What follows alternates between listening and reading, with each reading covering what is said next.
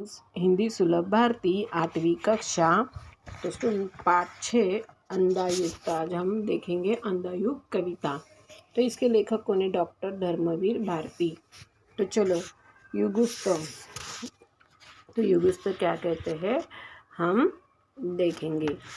होती होगी वादी को की मुक्ति प्रभु के मरण से, किंतु रक्षा होगी अंधे युग में मानव भविष्य की प्रभु के इस कायर मरण के बाद। अभी युगुक्त प्रभु क्या कहते हैं कि प्रभु कृष्ण तो चले गए। प्रभु कहाँ चले गए? कृष्ण तो चले गए, लेकिन उनके मरण उनको आशीर्वाद के रूप में मुक्त मिल जाएगा। उनका मरण यहाँ के कहते हैं मुक्ति के प्रभु के मरण, यानी उनका मरण आशीर्वाद के रूप में मुक्त मिल जाएगा। परंतु भगवान ने प्रकार कार्यों की भांति चुपचाप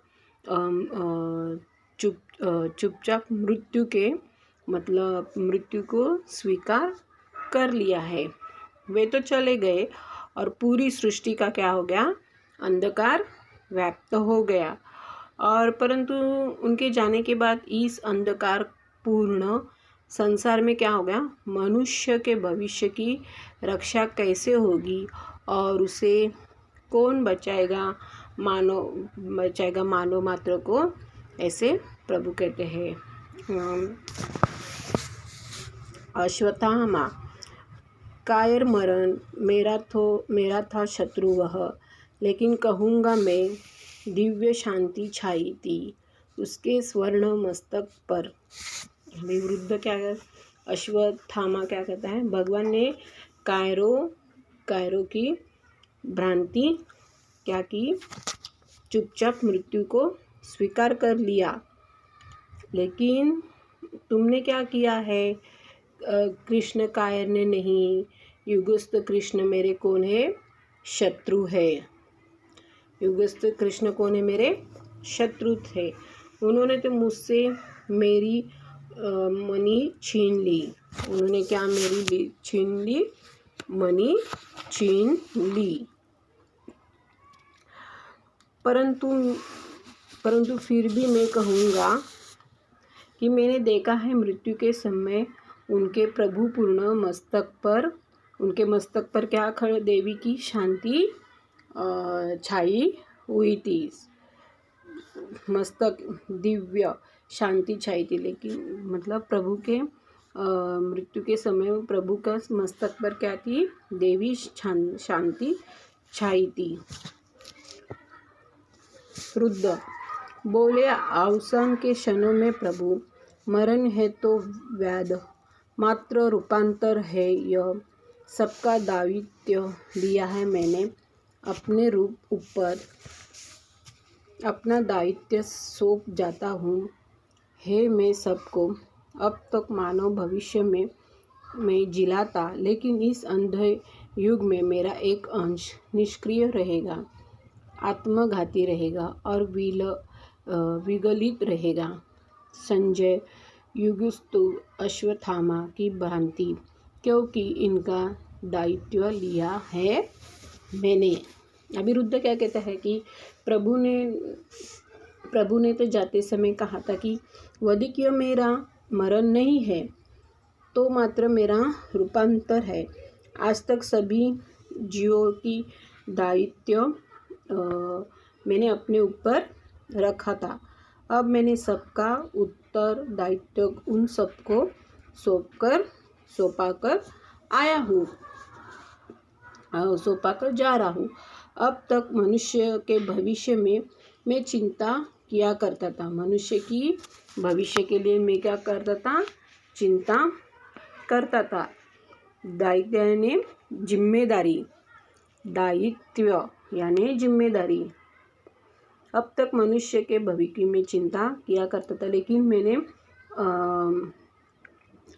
लेकिन अब मैं आने वाले अंधकार युग को मेरा एक निष्क्रिय रहेगा, अब कुछ नहीं करेगा। शिथिल रहेगा और इस प्रकार को मानो और अपने हाथों में मृत्यु का कारण बनेगा। मानव क्या अपने हाथों में मृत्यु का कारण बनेगा। संजय, अभी यहाँ पे देखो, संजय युगस्थ अश्वत्थामा के समान, क्योंकि इनका दायित्व मैंने लिया है, यानी उनकी जिम्मेदारी मैंने ली है, बोले वह, लेकिन शेष मेरा दायित्व लेने बाकी सभी।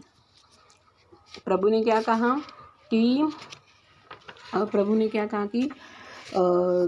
मेरा दायित्व स्थित रहेगा हर मानव मन के उस वृत्त में जिसके सहारे वह सभी परिस्थितियों का अतिक्रमण करते हुए नूतन निर्माण करेगा। पिछले ध्वसों पर मर्यादा युक्त आचरण में, नित्य नूतन सृजन में, निर्भयता के, साहस के, ममता के, रस के क्षण में जीवित और सक्रिय को उठाऊंगा मैं बार बार।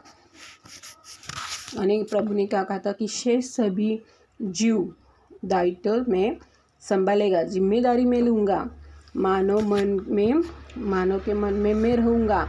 मनुष्य विपरीत परिस्थितियों का सामना करते हुए उसको एक नवीन सृजन करेगा। ऐसे लोगों के आचरण मर्यादा पूर्ण क्या होगा, नूतन सृजन, उनकी निर्भयता, उनके साहस और उनकी प्रामाणिक मात्र के, उनकी ममता के रस सरोबार होकर मैं बार बार जीवित होकर सक्रिय करके उठूँगा मैं बार बार। मतलब माणी मात्र के ममता के रस पर सरू बार बार, मतलब वो बार बार जीवित होकर सक्रिय करेगा। अश्वत्थामा, उसके इस नए अर्थ में क्या हार, छोटे से छोटा व्यक्ति, विकृत, अर्धबर्बर, आत्मघाता, अनास्थामय अपने जीवन की सार्थकता पाएगा। यानी प्रभु ने जो कहा कि संदर्भ में क्या है, व्यक्ति चाहे कितना भी छोटा हो या बड़ा हो, लेकिन बुद्धि वाला हो, असभ्य हो, व्यक्ति कैसा होना चाहिए, छोटा होने दो या बड़ा होने दे, लेकिन बुद्धि और असभ्य होना चाहिए। हित के विषय में सोचे बिना काम करने वाला हो, तो सृष्टि के प्रत्येक प्राणी, प्रत्येक वस्तु अंधश्रद्धा रखने वाला हो, यानी सभी अपने जीवन की सार्थकता प्राप्त कर सकेगा। वृद्ध, निश्चय ही वे है भविष्य, किंतु हाथ में तुम्हारे, जिस क्षण चाहो उनको नष्ट करो, जिस क्षण चाहो उनको जीवन दो, जीवन लो। यानी अवश्य करेंगे, रुद्र क्या बोल रहे हैं कि अवश्य करेंगे। तुम्हारे अंधविश्वास तुम्हारे अधीन है कि तुम चाहे जब लोगों को नष्ट कर दो, जब चाहे आप उनको नया जीवन दो या जीवन लो, वो आपके प्रभु के हाथ में है, रुद्र ने कहा। तो ये कविता इतनी अच्छी है कि आपको समझने में थोड़ा टाइम लगेगा, लेकिन आप अगर वीडियो बराबर देखते होगे, ज़रूर देखो, तो आपको बराबर ये समझ में आएगा कि रुद्र और युगस्थ यानी जिम्मेदारी हमें कैसी संभालनी है, रुद्र कैसे बात कर रहे हैं अपने प्रभु से, प्रभु क्या कहना चाहता है, सब इस कविता में है।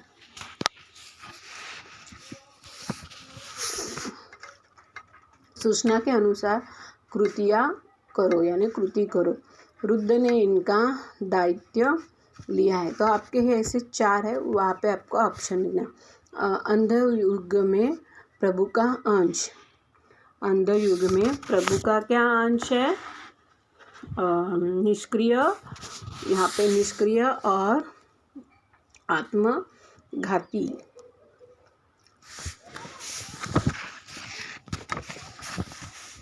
अभी यहाँ पे क्या है, अश्वत्थामा के अनुसार नए अर्थ में व्यक्ति, अभी क्या है, आत्मघाती, विकृत, अर्धबर्बर और अनास्थामय, ऐसे 4 आपको यहाँ पे लिखना है।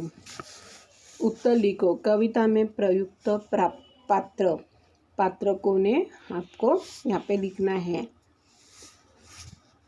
पाठ में आए मुहारों का अर्थ लिखकर उनको स्वतंत्रता का वाक्यों में प्रयोग करो, यानी रंगे हाथ पकड़ना, लोहा मानना।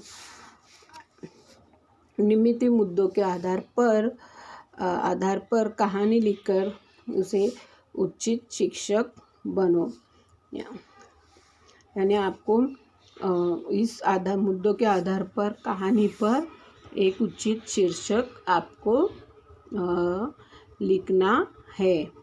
ओके।